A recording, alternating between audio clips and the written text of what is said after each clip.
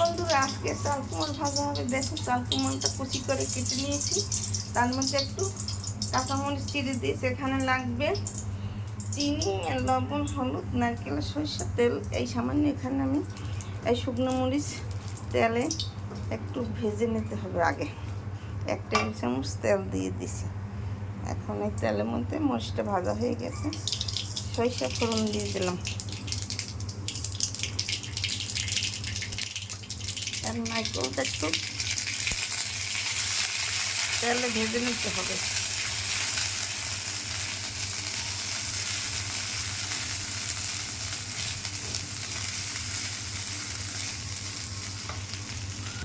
নারকেল তেলে ভাজা হয়ে গেছে, একটু শুকনো মরিচ দিলে ভালো হয়।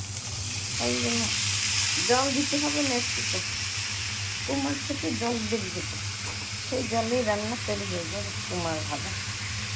একটু এই সামান্য হলুদের গুঁড়ি আর 1 চামচ লবণ দিলেই এই রান্না হয়ে যাবে। বেশি উপকরণ লাগবে না, সামান্য উপকরণ না, রান্না হয়ে যায়।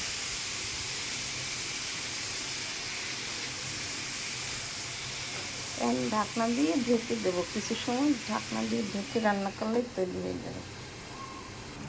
এই যে আমি ঢাকনা তুলে দিয়েছি, দেখো কত জল বেরিয়েছে, আরও জল বেরিয়েছিল, টেনে গেছে।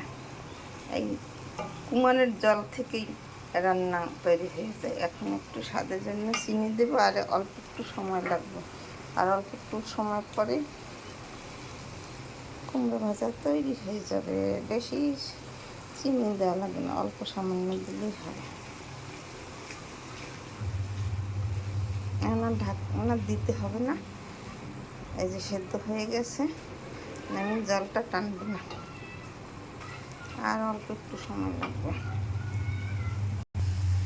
এই যে দেখুন, আমার চাল কুমড় ভাজা তৈরি হয়ে গেছে। কত সুন্দর ভাজা হয়েছে। এরকম নতুন নতুন টিপস পেতে আমার চ্যানেলটিকে লাইক, কমেন্ট, শেয়ার দিয়ে পাশে থাকুন। ধন্যবাদ। এই চাল কুমড় ভাজাই খাওয়া হয়ে যায় নিরামিষভাবে। চিংড়ি মাছটা দিয়ে ভাজি করলে আরও দুর্দান্ত টেস্ট হয়। আমি নিরামিষভাবেই ভাজি করলাম, আপনারা এরকম ভাজি করে চাল কুমড় ছেঁচকি করে খেতে পারেন। ভাজি বা ছেঁচকি একই জিনিস, কেউ বলে ছেঁচকি, কেউ বলে ভাজি, একইভাবে তৈরি হয়। এই যে আমার রান্না তৈরি হয়ে গেছে। এরকম নতুন নতুন ভিডিও পেতে আমার চ্যানেলটিকে লাইক, কমেন্ট, শেয়ার দিয়ে পাশে থাকুন। ধন্যবাদ। আমার ভিডিও ভালো লাগলে পাশে থাকবেন। Thank you.